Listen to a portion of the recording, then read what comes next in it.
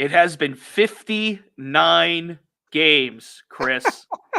59 games. 400. Including 44 in the tenure of one Matthew north of the border. And yet, here we are. After the streak of 59 games, the Steelers finally did it.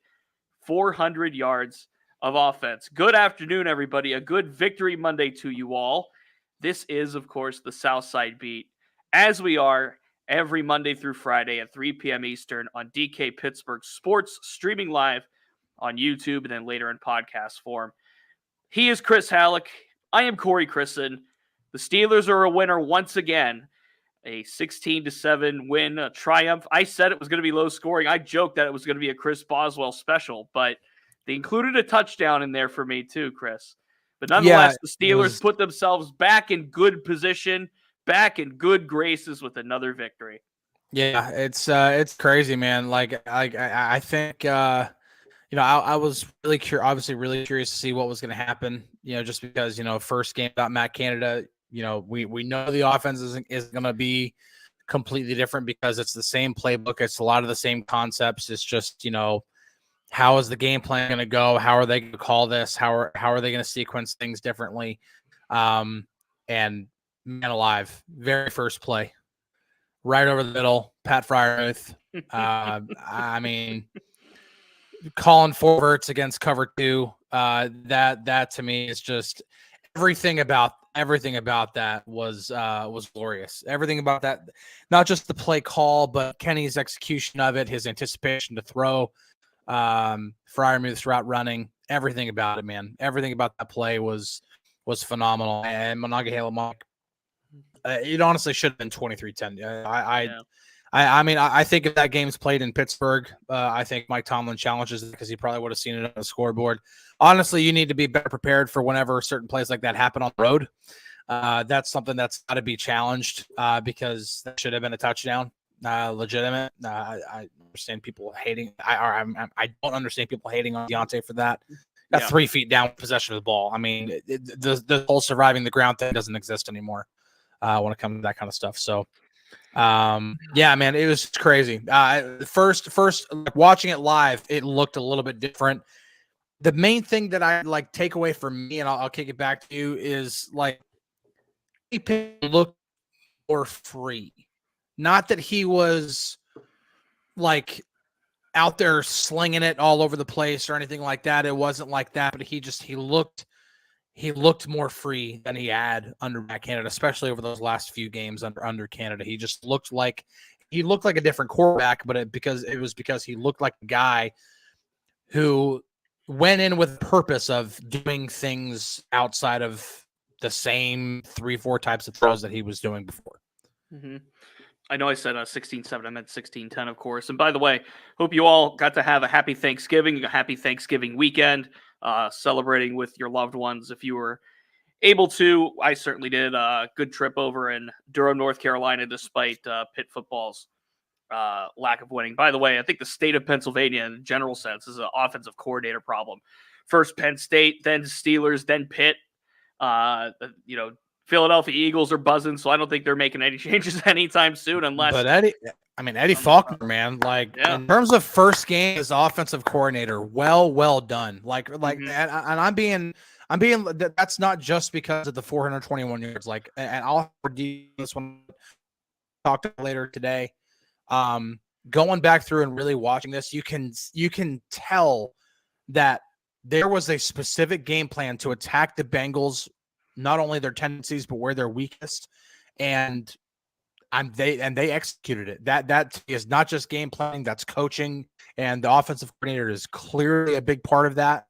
In terms of first game as an NFL offensive coordinator, I don't care if you have to have the interim tag on there. Phenomenal job by Eddie Faulkner, for real. Especially it's not his playbook, really. No. It's not really his playbook. 1 for 1, right? In terms of engineering victory.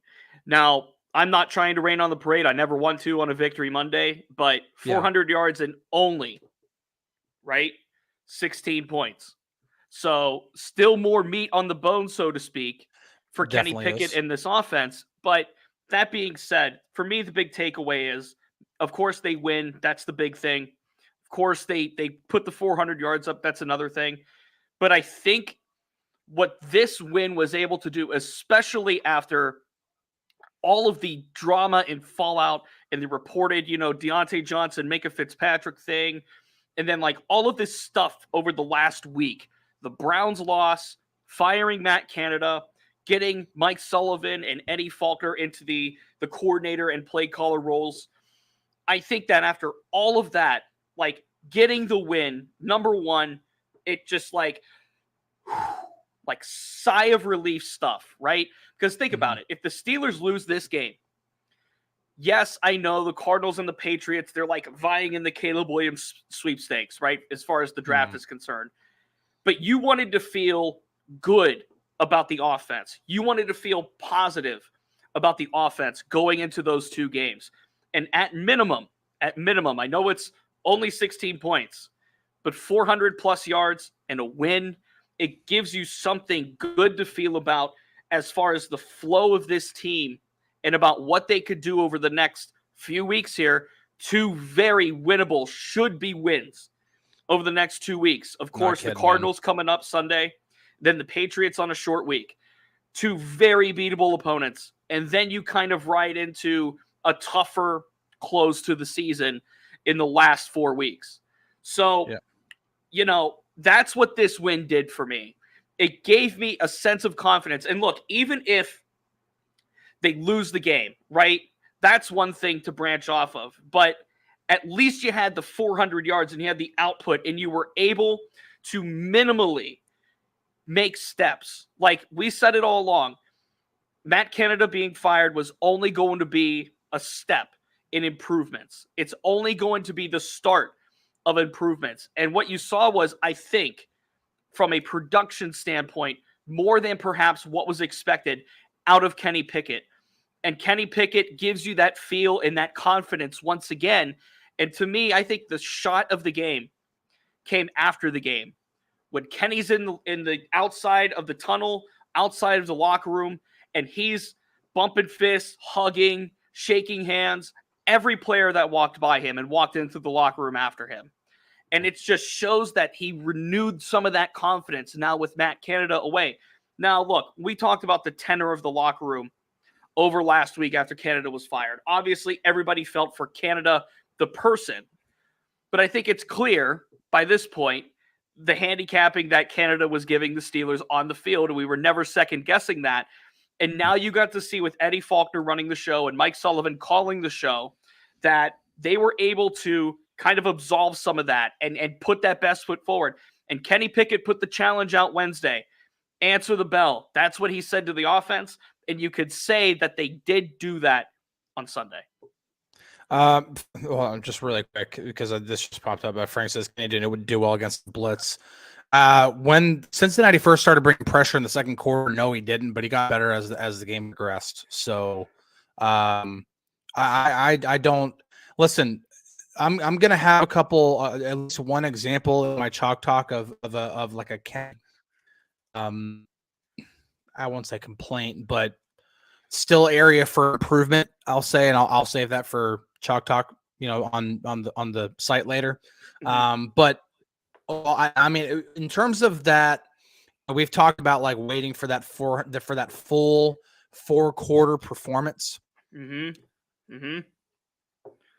I don't want to say this is the Kenny Pickett breakout game. I don't want to say that. I don't either. But this was this is as close to as a 4-quarter performance as I've seen from him, from start to finish. Apparently, like, somebody's saying like, so you were saying beforehand. You're chopping, bud. I don't know why. I don't know what's popping in your place. Are you on the right Wi-Fi? Are you on the appropriate connection over there? Usually I'm the one that's struggling. I only have one connection, and it's AT&T fiber, which is 500 megabit internet. So I don't know what it is. I don't know. But anyway, you are jumping a little bit. I will say that, but we'll keep it moving. Usually it's me, the one that's jumping, so we're used to handling this. Yeah, those that tuned in know that we deal with this. By the way, quick programming for the week. Okay, so I'm done with Pitt's football season, so there's no more like Friday, travel issue. There's no more of that. So Chris and I are pretty much in full force for the rest of the season. Today there was no locker room, no nothing. Mike Tomlin gave the team off today, completely 100% off today. And then tomorrow, of course, is a player's day off, but it is a Tomlin Tuesday on the South Side. So Mike Tomlin in his weekly press conference Tuesday at noon, and I will be there for that, of course. And then usual business throughout the rest of the week. Wednesday's practice till 3, so you'll have Chris for about the first 10, 15, however many minutes, and then I'll jump in. And then Thursday, same thing, coordinator Thursday, and then practice till 3, and I'll jump in after that. And then Friday is pretty much an abbreviated day as it usually is on the South Side. So okay. I think I figured that. Standard. Well, never mind. What'd you do? I was gonna say I figured it out. I had my other computer open. I have two. I usually just have the one computer. I had two computers open because I wanted to read some stats from the game. And as soon as I closed it, it got better. But now, like, I'm seeing this little bar thing. It's saying like my connection keeps jumping. So I don't know what's going on. Chris is downloading Frozen or something. I'm definitely not. Kids. Whatever movie definitely it is for his kids. No. Elf. But he's downloading Elf. He's downloading the deleted scene from Elf when they played ice hockey. No, man, I don't have to download anything when it comes to Elf. I've had Elf for a long time. He's downloading WWE Money in the Bank 2011. If you know, you know. I know. The best in the world is back, baby. That's another show. But yeah, so anyway, normal week. I'm actually going to hop off real quick and see if I can get back real quick. All right, go ahead. Chris is going to reset. William, low-res Corey will be here. Do not fret. Low-res Corey will be here Wednesday and Thursday pretty much regularly now throughout the rest of the regular season. So, you're going to want to stay tuned for that. Again, Pitt football is pretty much over with. So we will be full force on the Steelers stuff. Of course, some Pitt hoops mixed in as well. So anyway, we're talking, of course, about the Steelers victory, 16-10 over the Bengals. And like the big takeaway for me was just the overall sheer idea and the sheer just like concept of getting the win after the Browns game. Oh, let's see where Chris is at. Are we here? Yep. We'll see. There you are. All right, we'll see. You look better. I'll give you that. Yeah. How about Nick Herbig, by the way? Woo! That closing speed was good. That was excellent from Nick Herbig. Yeah. By the way, these rookies now that the chains are off, so to speak, the shackles are off. I mean, we've seen Joey Jr. do really well in a bunch of spots.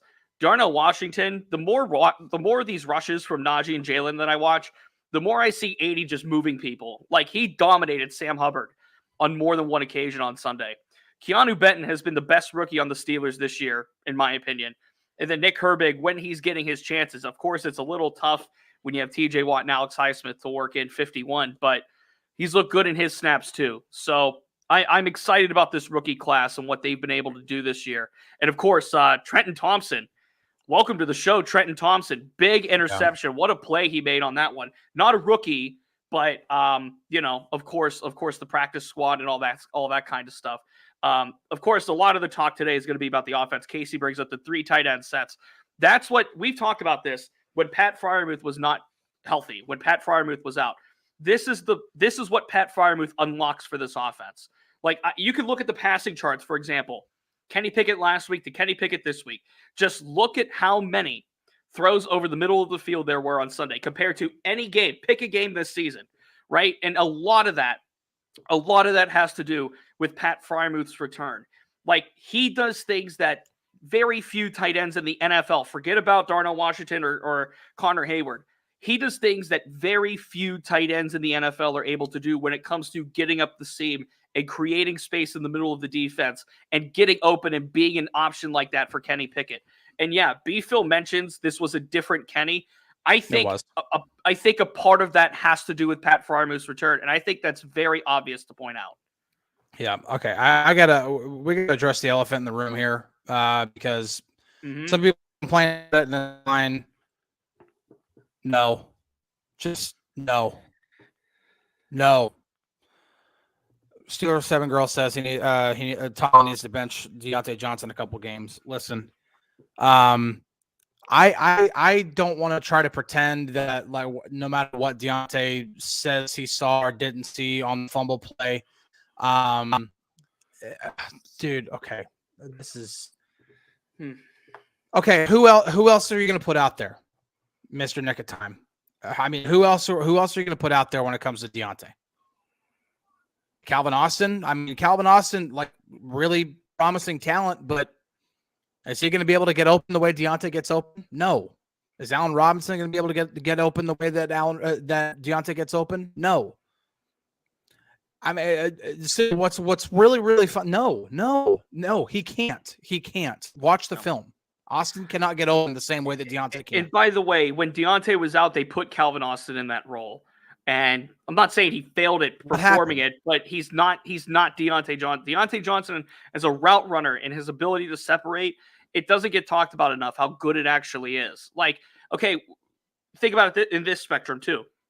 Against the Browns, Deontay made a call, a hot route, streaking wide open, and Kenny missed him. That's on Kenny, not Deontay. Deontay made the right call, the right read. And yeah, there was a miscommunication on it, and there was discussion about it. But like, that's a prime example of that. Like, I understand this point of view, okay? Deontay Johnson's getting paid to be a 1, right? And some might think that Deontay Johnson's not producing like he should be a 1. I understand that, and I understand the argument for that. But I also will argue that he is the best pass-catching option in this offense when healthy. I understand George Pickens and the freak athlete quotient that he brings and just how amazing he can be at times.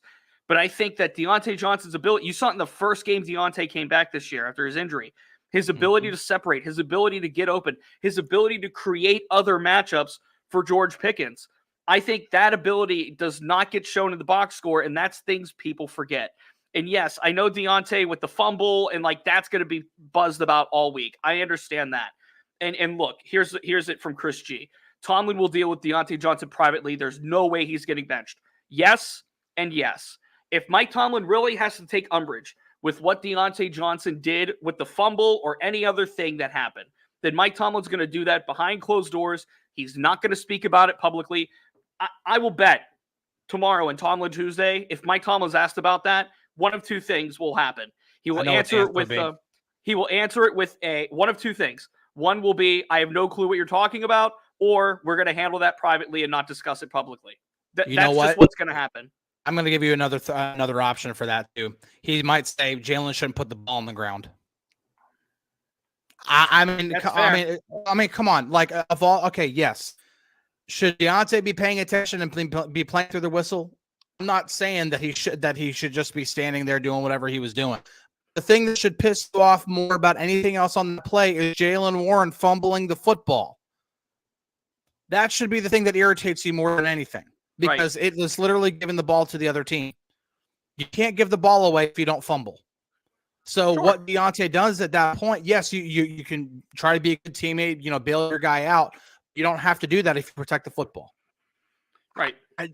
That to me is there is I don't understand. I don't understand. And Spice Creation's just saying the same thing. It's just like that to me. And this is another thing. Hodge 31-15 says Tomlin not challenging but prevented all of it. It's true. The play before Deontay had a touchdown. I mean, there are still people who are hating on, Deontay's got to hold on to that. Deontay did everything that he needed to do to get a touchdown. Yeah. Because the guy who's playing on the other side, guess what? He's paid to make plays too. Yeah. And he was even paid to make a play that was too little too late, got a hand in and knocked the ball out.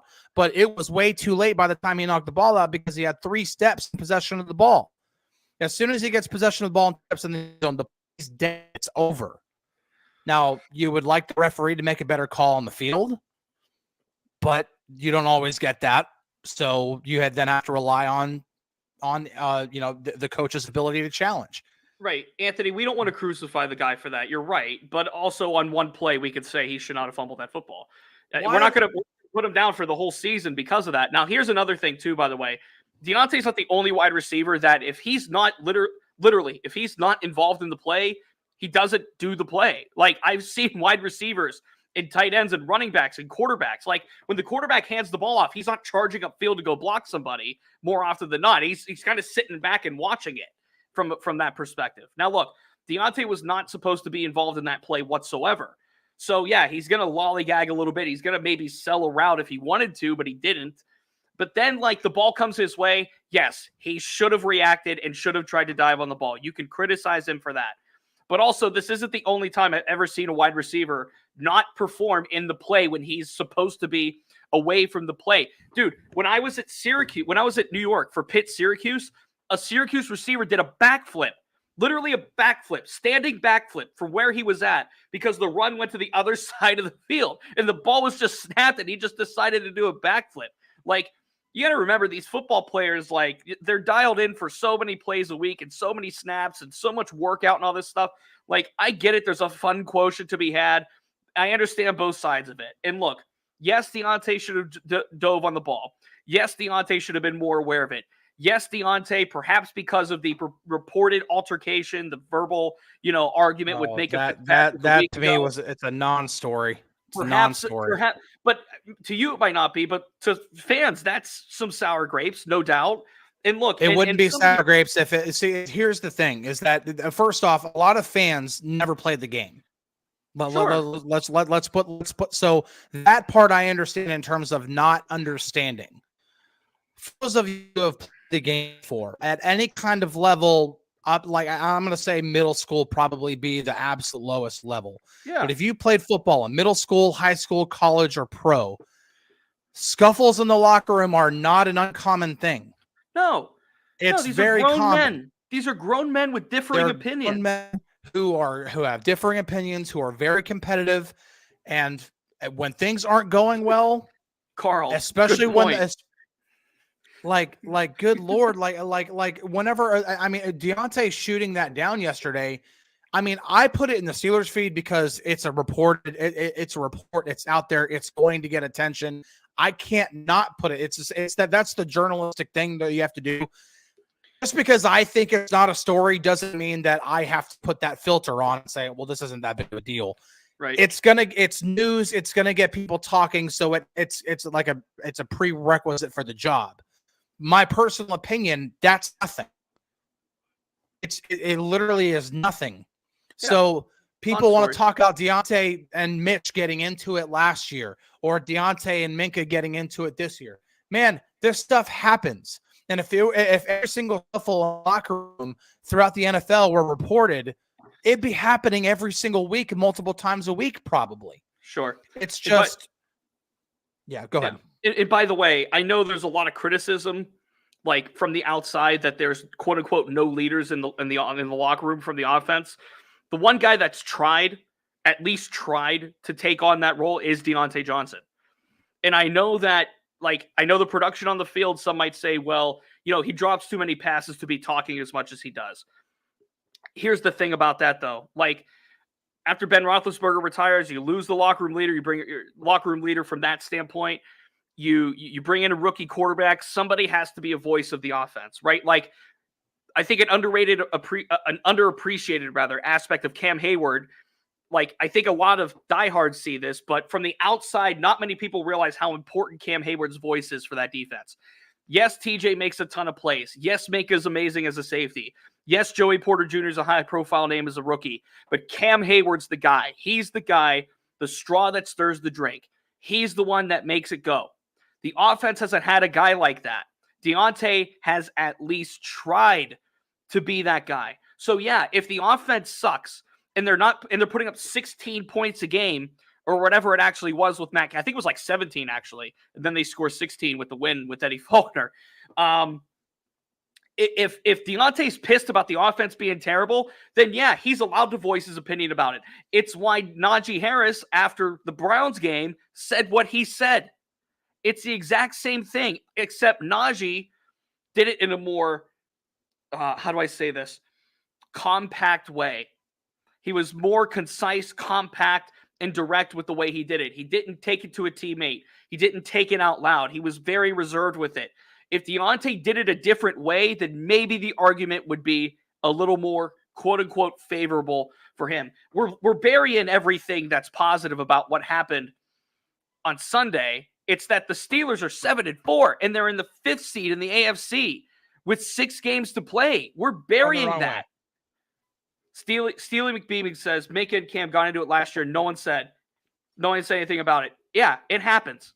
It happens. This happens in every sport. Baseball, hockey, football, basketball. Oh my gosh. You want to read drama? Go read some of those other sports. It happens everywhere.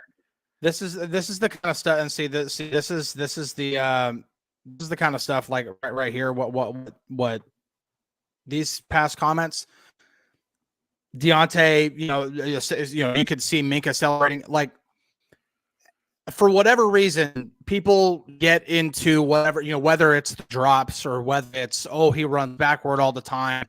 Whatever the reason is, you hate Deontay Johnson. The dude could probably find a cure for cancer, and you probably still wouldn't be. It's just, it's whatever. I mean, you can't. He's not going to be able to do anything that's going to win you over. And so, that's fine, whatever.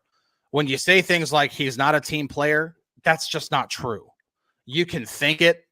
It's not true. You haven't talked to the guy. You haven't had a conversation with the guy to understand. I've had many off-the-record conversations with the guy. I can tell you that dude cares almost as much as anybody, or I'd say probably more than anybody, outside of a few guys, about wanting this team to do well. Yeah. Didn't talk about his lack of touchdowns, because he could be complaining about that all he wants, because he's like, I'm getting paid to do this and I'm not scoring touchdowns because the offensive coordinator sucks and all this other kind of stuff. You could use all the different reasons why he wasn't scoring touchdowns. Part of it was on him. He didn't have that. He didn't have the year that you expected him to have last year. He also wasn't as bad as some people thought he was last year either. So people just, you're going to hold on to whatever you want to hold on to. That's fine. But as soon as you start thinking the dude's not a team player, he only cares about himself, it's just not true. And Logan, that's just, you can say I'm stupid. You can say what, that's fine. Tell me the conversations you've had with the guy to understand, because I have. That's all I got to say. Logan says they're improving seeds still, but can't be happy about the offense today. Believe me, we are.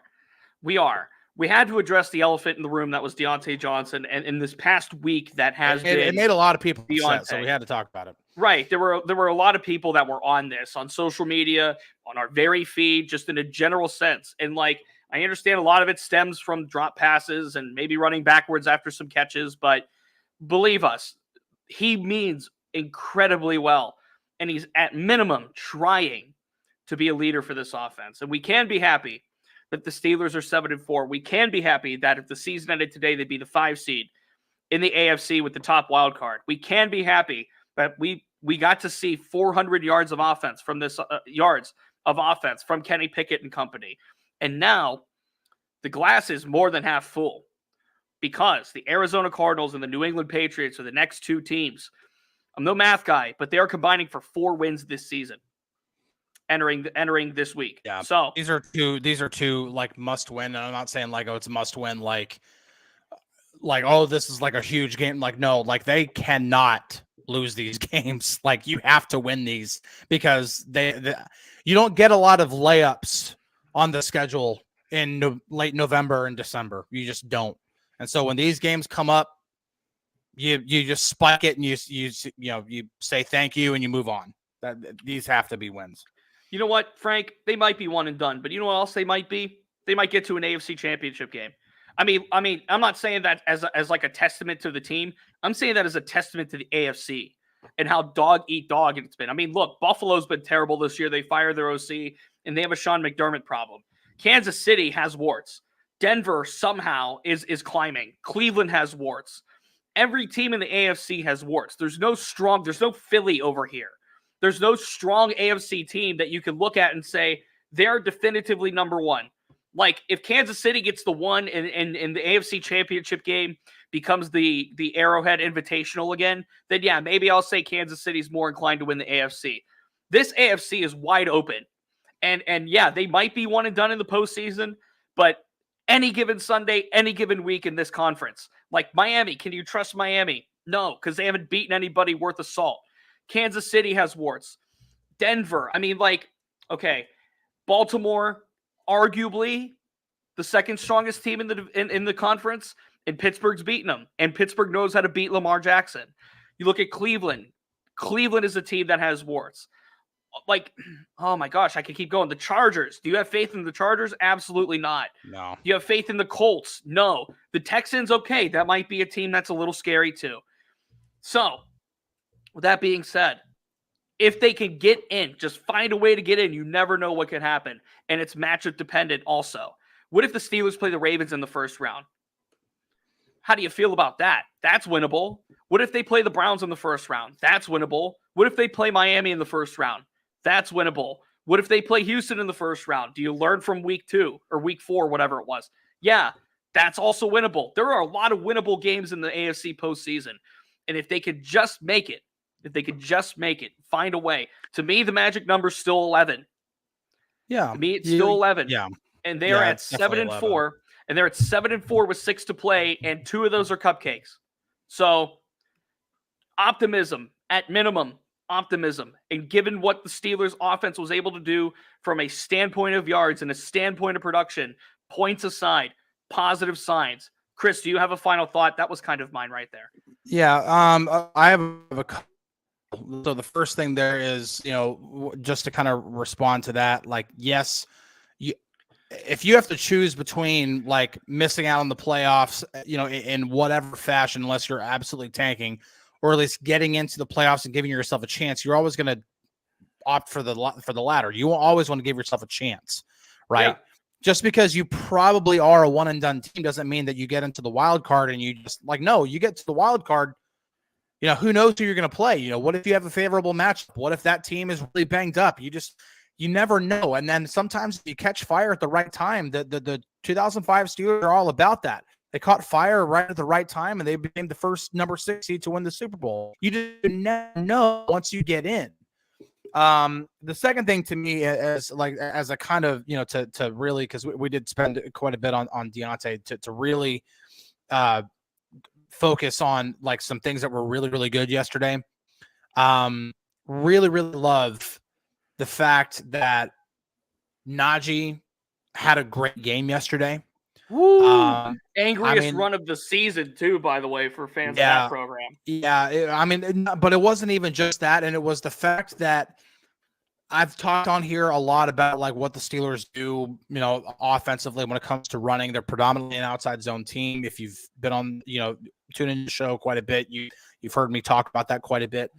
Najee ran significantly more gap yesterday than zone. Now, Najee, over the course of his career, especially professional career, has been a better zone runner than a gap runner. But when the Steelers ran duo, I'm 4 yards when the Steelers ran duo. That's awesome, Yeah. And he also, he still did well running outside zone too. I don't remember I had my computer open, but apparently that makes me low res Chris, so I'm not going to open the computer again. But Najee had a really good game, and I'm curious as to the decision. I'm not going to pretend that I'm in the room, so I'm not going to, because I was thinking like maybe the reason why they had him run more gap is because Cincinnati is a lot worse at defending gap runs than they are zone runs. Well, the numbers didn't back that up, so I'm kind of wondering was that a game plan decision?